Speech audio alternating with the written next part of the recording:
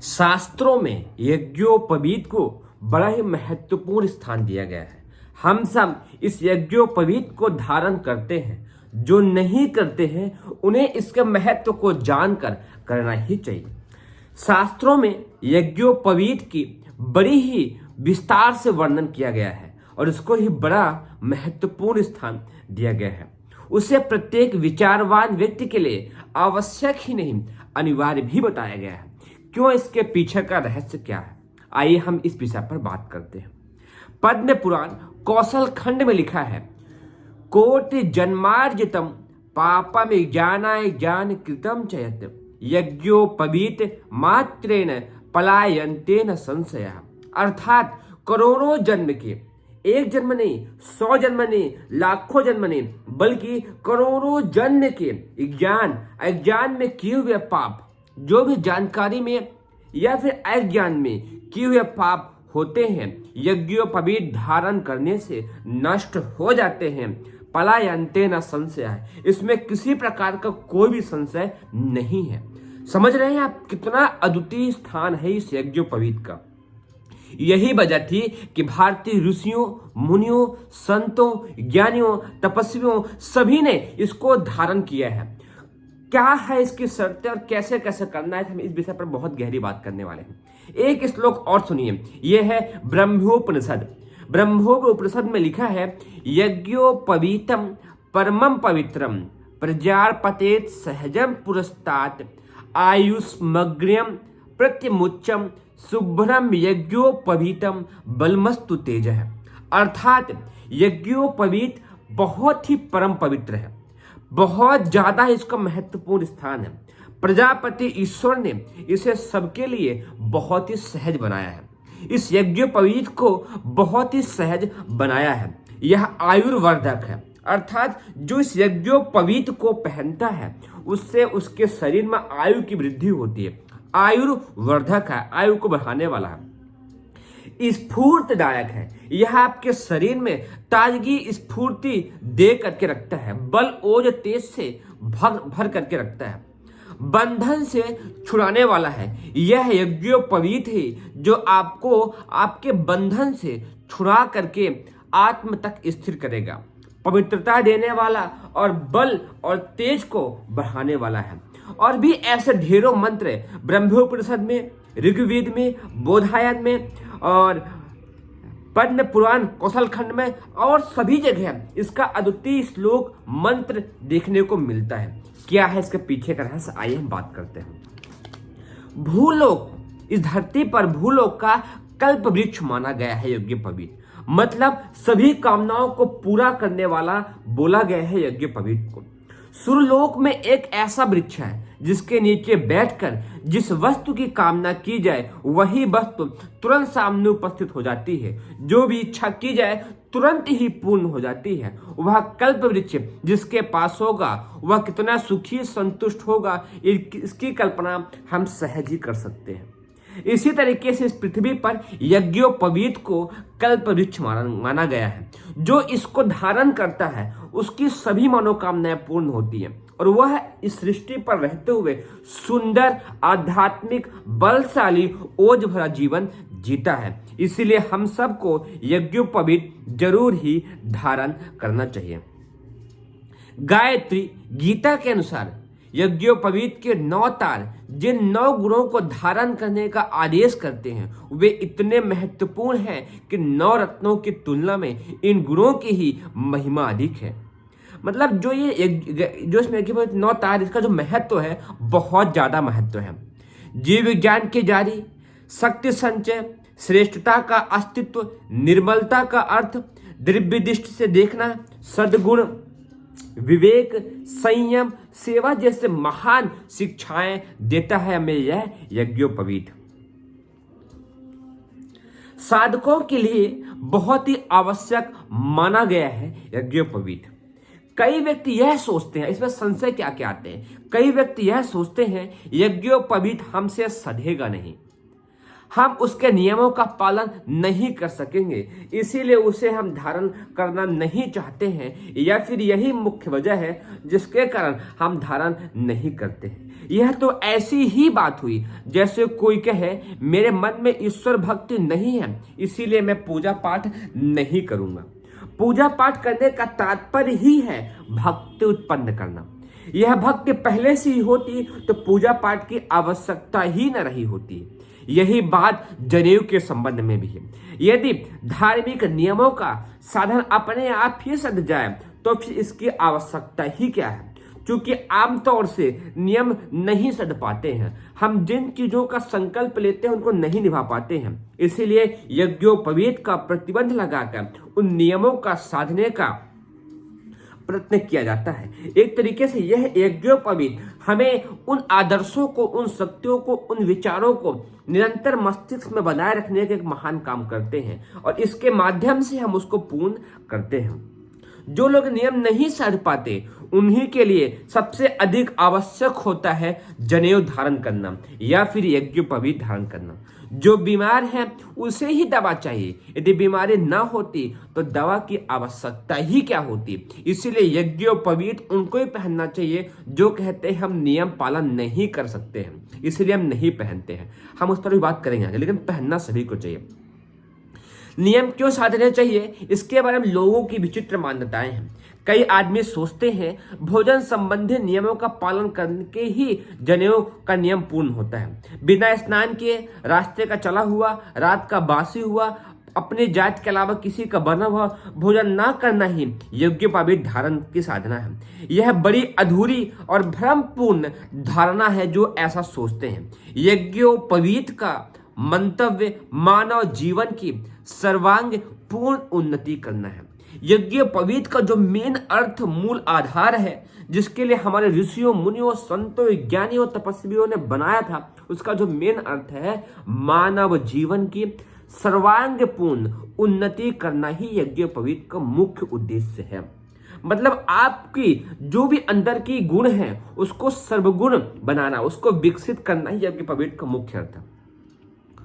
उन उन्नतियों में स्वास्थ्य की उन्नति भी एक है। आपके अंदर जब बहुत सारी उन्नतियां होंगी तो उसमें एक स्वास्थ्य की भी उन्नति होगी और उनके लिए अन्य नियमों का पालन करने के साथ साथ भोजन संबंधी सावधानी भी रखना उचित है। परंतु जिस प्रकार द्विज जीवन का सर्वांगीण उन्नति के लिए सभी नियमों का पूर्णतया पालन कर पाता कि कंधे पर जन किया जाता है, भोजन संबंधी यदि किसी नियम में त्रुटि रह जाए तो यह नहीं समझना चाहिए कि त्रुटि के कारण जनेऊ धारण करने का अधिकार ही छिन जाता है। ऐसा बिल्कुल भी नहीं है। यदि झूठ बोलने से, दुराचार के दृष्टि रखने से, बेईमानी करने से, आलस्य प्रमाद से या व्यसनों से में ग्रसित रहने से जनेऊ नहीं टूटता तो केवल भोजन संबंधी नियमों में कभी कभी थोड़ा सा अपवाह आ जाने से नियम टूट जाएगा, ऐसा सोचना किसी प्रकार भी संभव नहीं है, किसी प्रकार भी उचित नहीं है।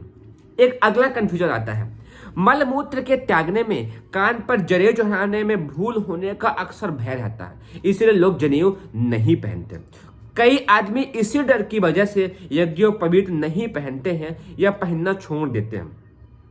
यह ठीक है कि नियम का कठोरता से पालन होना चाहिए, पर यह भी ठीक है कि आरंभ में इसकी आदत ना पड़ जाने पर नौसिखियों को कुछ सुविधा भी मिलना चाहिए, जिससे कि उन्हें एक दिन में 3-3 जनेऊ बदलने की विवश न होना पड़े। इसके लिए ऐसा किया जा सकता है कि जनेऊ एक फेरा गर्दन में घुमा दिया जाए और फिर करने से वह कमर से ऊंचा आ जाएगा। मतलब ये आप जनेऊ पहने हुए हैं तो आपको दिक्कत न हो तो 2 फेरा करके भी आप पहन सकते हैं।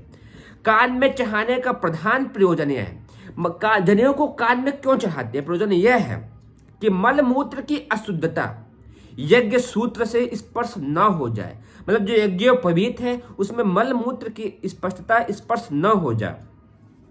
जब तक जनेऊ कंठ में लपेटे दिए जाने से कमर से ऊंचा उठ जाती है, तो जनेऊ को कान से लगा देते हैं तो वह ऊंचा उठ जाती है, तो वह उन स्पर्शों को बचने से बच जाती है, तो वह दिक्कत नहीं होती है। उसमें अशुद्धता का स्पर्श होने की आशंका नहीं रहती है। और यदि कभी कान में चढ़ाने की भूल भी हो जाए तो उसको बदलने की आवश्यकता नहीं होती, थोड़े दिनों में जब भली प्रकार आदत पड़ जाए तो फिर कंठ में लपेटने की आवश्यकता नहीं रहती। शुरुआती के दिनों में आपको थोड़ी छूट देने की भी बात यहाँ पर की गई है। जिनको यह डाउट रहता है कि हमें खाने में गलती हो गई, मलमूत्र त्याग करते समय जनों को नहीं चढ़ा पाए, तो उसका मूल मंतव्य आपने यहाँ पर समझ गया है कि वह उन अशुद्धता को स्पर्श न होने पाए, इसलिए उसको कान में चढ़ाया जाता है। ऐसे बहुत सारे विषय हैं जो कि यहाँ पर समझना चाहिए। छोटे आयु के बालकों के लिए तथा अन्य भुलक्कड़ व्यक्तियों के लिए तृतीयांश यज्ञोपवीत की व्यवस्था भी की जा सकती है, जिस पर हम एक अगला वीडियो बनाएंगे। क्या क्या शास्त्रों में इसके महत्व बताए गए हैं आप सब समझ गए हैं। हमारे ऋग्वेद में, पुराणों में, ग्रंथों में, सांख्य दर्शन में बहुत अधिक इन सब चीजों की तारीफ की गई है। तो आपको यज्ञोपवीत किसी भी तरीके से पहनना ही पहनना चाहिए। किसी ब्राह्मण देवता का सहयोग लेकर के, गायत्री परिवार के माध्यम से सहयोग लेकर के आप यज्ञोपवीत धारण करिए। आपके अंदर बहुत अधिक शक्तियों का सामंजस्य देखने को मिलेगा, स्वयं देखने को मिलेगा। यहाँ पर यह भी दिया गया है यज्ञोपवीत बनाने की विधि, उसमें हम अलग वीडियो बनाएंगे। कान पर जनेऊ चढ़ाने का उद्देश्य क्या है, इस पर हम बात करते हैं।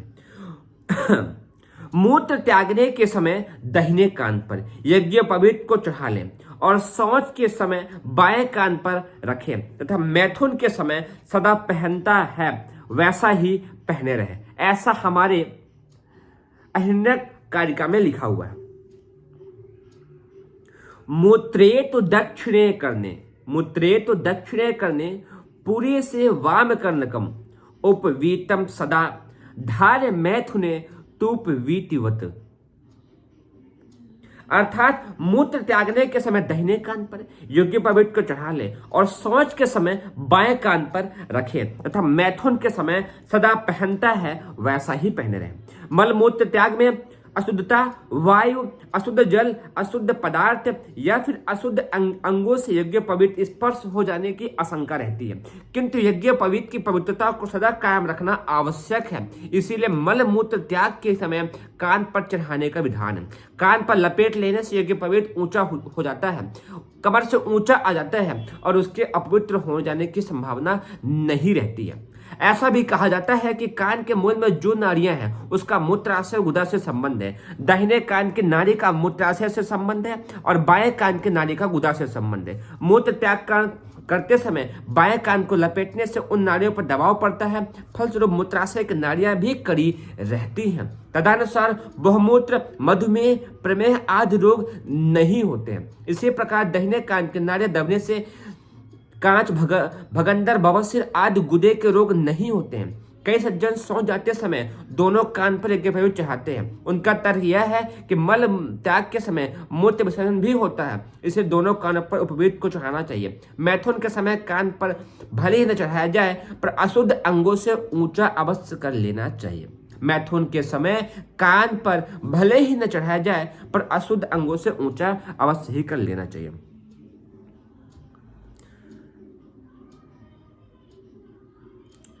छींकने, थूकने, दांतों से किसी अंग के अशिष्ट हो जाने पर, झूठ बोलने और पातकी के साथ संभाषण करने पर अपने दाहिने कान को स्पर्श करके यही भाव करते हैं कि हमसे भूल चूक को माफ करना। इस तरीके से आपने समझा और ये बहुत सारी चीजें हैं जो कि समझने के हैं, पर मैं आपको मुख्य बातें ही बता रहा हूँ। यज्ञोपवीत धारण करने के पूर्व उसका पूजन वंदन अवश्य ही करना चाहिए। इसी प्रकार धारण एवं विसर्जन करते समय भी उसका विधि पूर्वक अंतर करना चाहिए। मतलब जब आप पहने और जब उसको निकाले, दोनों ही स्थितियों में विधि पूर्वक मंत्रोच्चारण करना चाहिए। विसर्जन किया हुआ ब्रह्मसूत्र जहां तहां नहीं फेंक देना चाहिए, बल्कि उसको किसी पवित्र नदी, तालाब, देवस्थान, पीपल, गूलर, बरगद, छोकर जैसे पवित्र वृक्षों पर छोड़ना चाहिए। हमने जनेऊ निकाला कहीं फेंक दिया, ऐसा नहीं है। किसी पवित्र स्थान पर, नदी, तालाब, देवस्थान, पीपल, किसी पवित्र वृक्ष के आसपास नीचे रखना चाहिए, ऐसा हमारे शास्त्रों में बताया गया है। जिन्हें कोई समस्या है वो कमेंट करिएगा। आपको कोई और समस्या है आपके आसपास, जहां गायत्री परिवार है वहां जाइए, गायत्री मंदिर जाइएगा, बहुत अच्छा यज्ञोपवीत संस्कार होता है, उसको आप कराइएगा। आपके आसपास कोई ब्राह्मण देवता है, उनका सहयोग लेकर के भी आप इस क्रिया को संपन्न करवा सकते हैं। यज्ञोपवीत के संबंध में कई प्रकार के भ्रम साधारण में प्रचलित है। उनके संबंध में कुछ बातों का स्पष्टीकरण कर लेना बहुत ही आवश्यक है। कई व्यक्ति सोचते हैं यज्ञोपवीत हमसे सधेगा नहीं, हम उसके नियमों का पालन नहीं कर सकेंगे, इसीलिए हमें उसे धारण नहीं करना चाहिए। यह तो वैसी ही बात हुई जैसे कोई कहे मेरे मन में ईश्वर भक्ति नहीं है। इस विषय को मैंने शुरू में ही बता दिया है, तो आपको बहुत कंफ्यूज होने की जरूरत नहीं है। यज्ञोपवीत आप पहनिए, अच्छे से पहनिए, उसको धारण करिए और उसके लाभ को लीजिए, तो उससे आपको बहुत सारे फायदे देखने को मिलेंगे। उम्मीद करता हूं इस वीडियो को पढ़ने के बाद आपको बहुत कुछ सीखने को मिला होगा। एक अगला पैराग्राफ है लास्ट। लड़कियां जब अपने ससुराल में होती हैं तो उनका तर्ज तरीका बातचीत का ढंग एक बधू जैसा होता है। जब वे अपने पिता के यहाँ आती हैं तो लड़कियों की तरह अपना रवैया रखती हैं। स्थिति, वातावरण और वेश के अनुसार मनुष्य की विचारधारा बनती है। इस तथ्य से इनकार नहीं किया जा सकता है। यज्ञोपवीत को धारण करना एक ऐसा ही मनोवैज्ञानिक प्रयोजन है जिसके द्वारा मनुष्य अपने आप की दृष्टि में तथा दूसरों की दृष्टि में सिद्धांतवादी, आदर्श का अनुयायी, मनुष्यता का पुजारी, पशुता के बंधनों से मुक्ति पाने की आकांक्षा तथा सम्मान का पथचारी बनता है।